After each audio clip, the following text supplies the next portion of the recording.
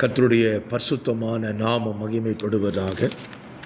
ஆசீர்வாதமான ஒரு நல்ல காலை வேளையிலையும் அனுதினமன்னா என்கிற வேத தியானத்தினால் உங்களை சந்திப்பதில் மிகுந்த சந்தோஷம்.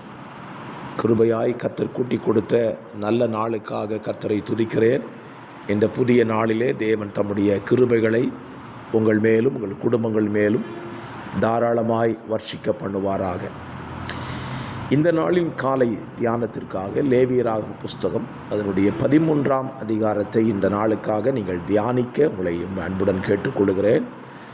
இந்த அதிகாரத்தில் மொத்தமாய் 59 வசனங்களை உள்ளடக்கின ஒரு அதிகாரம்.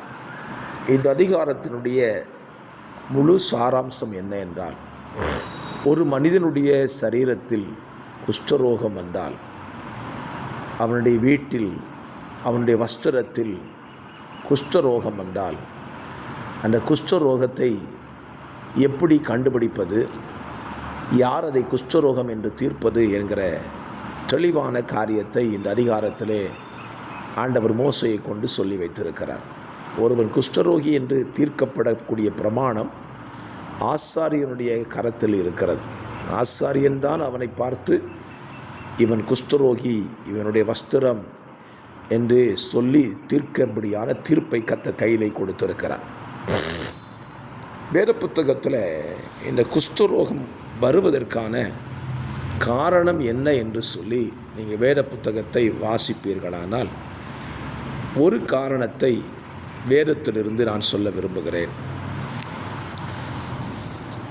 உசியா என்கிற ஒரு ராஜாவை குறித்து நம்ம எல்லாரும் படித்திருக்கிறோம்.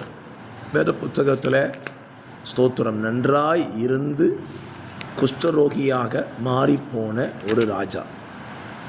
அவன் கர்த்தருக்காக நல்ல பயன்பட்டான். ஆனால் காலப்போக்கிலே அவன் குஷ்டரோகியாய் மாறி குஷ்டரோகியாக இருந்து மரித்து போனான் என்று வேதம் சொல்லுகிறது.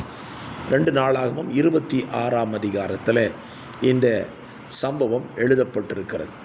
ஸ்தோத்திரம். உசியா 16 வயதிலே ராஜாவாக மாறுகிறான். அவன் கர்த்தரின் பார்வைக்கு செம்மையானவைகளை செய்து தேவனுடைய தரிசனங்களில் புத்திமானாயிருந்த சகரியாவின் நாட்களில் தேவனை தேட மனது இணங்கியிருந்தான். அவன் கர்த்தரை தேடின நாட்களில் தேவன் அவன் காரியங்களை வாய்க்கச் செய்தார் என்று அவனை குறித்து நன்றாக எழுதப்பட்டிருக்கிறது. அவன் கர்த்தர் அதிகமாக தேடினா அவன் காரியத்தை எல்லாம் கர்த்தர் வாய்க்க பண்ணிட்டார். ஆனால் அவன் வாழ்க்கையில் ஸ்தோத்திரம் குஷ்டரோகியாக மாறுகிறான். நீங்கள் வேத புத்தகத்தில் 19ஆம் வசனத்தின் கடைசி பாகத்தை வாசிக்கிறார். 2 ராஜாக்கள் 26:19 கர்த்தருடைய ஆலயத்தின் தூபபீடத்தில் முன் இருக்கிற அவனுடைய நெற்றியிலே குஷ்டரோகம் தோன்றிற்று. இவன் வாழ்க்கையில் ஏன் குஷ்டரோகம் வந்துச்சு அப்படி பார்த்தீங்கன்னா, அவன் ராஜாவாக இருந்து ராஜாவுக்கு அடுத்த காரியங்களை எல்லாம் செய்த பொழுது கர்த்தர் அவனோடு இருந்தான்.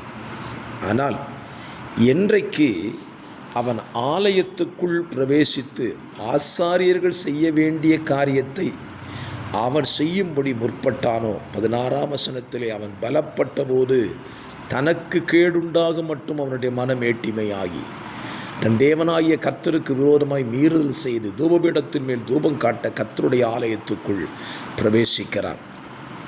தேவ ஊழியர்கள் செய்யக்கூடிய ஊழியத்தை ராஜாவாக இருக்கிற உசியா செய்ய முற்பட்ட போது தேவ கோபத்தினாலே அவன் குஷ்டரோகியாகிறான். என்னை கேட்கிற அருமையான கர்த்தருடைய பிள்ளைகளை, இந்த காலவெளியிலே உங்களை நீங்கள் யோசித்து பாருங்கள். ஸ்தோத்திரம், உங்களுக்கென்று ஒரு ஸ்தானத்தை கர்த்தர் தம்முடைய ஜனத்தின் நடுவிலே வைத்திருக்கிறார். அந்த ஸ்தானத்தில் இருந்து கொண்டு நீங்கள் கர்த்தரை மகிமைப்படுத்தி கர்த்தரை ஆராதிக்கலாம், கர்த்தருக்கு மகிமையான சாட்சியாய் வாழலாம்.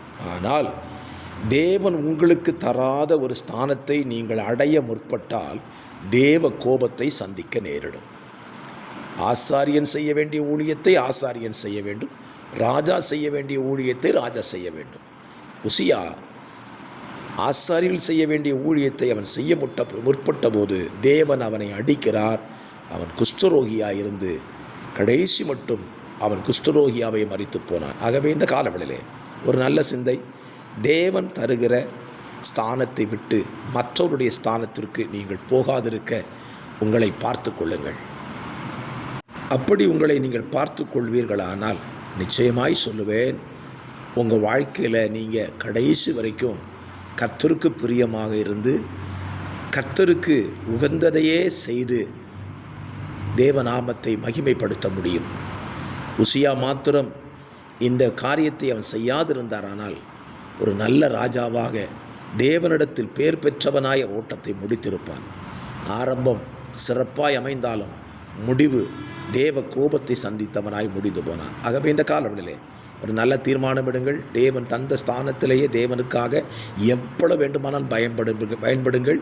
மற்றவருடைய ஸ்தானத்திற்கு நீங்கள் செல்லாதிருக்க உங்களை காத்துக்கொள்ளுங்கள். தகப்பனே, இந்த காலவெளியிலே தந்ததான வார்த்தையின்படியே எங்களுக்கு கொடுக்கப்பட்ட ஸ்தானத்திலிருந்து தேவனை மகிமைப்படுத்த கர்த்தர் எங்களுக்கும் வார்த்தையை கேட்கிற பிள்ளைகளுக்கும் ஆசீர்வாதத்தை கட்டளையிடும். இயேசு ரட்சகர் நாமத்தில் தாழ்மையோடு ஜெபிக்கிறேன். ஜெபம் கேளும் நல்ல பிதாவே. ஆமென்.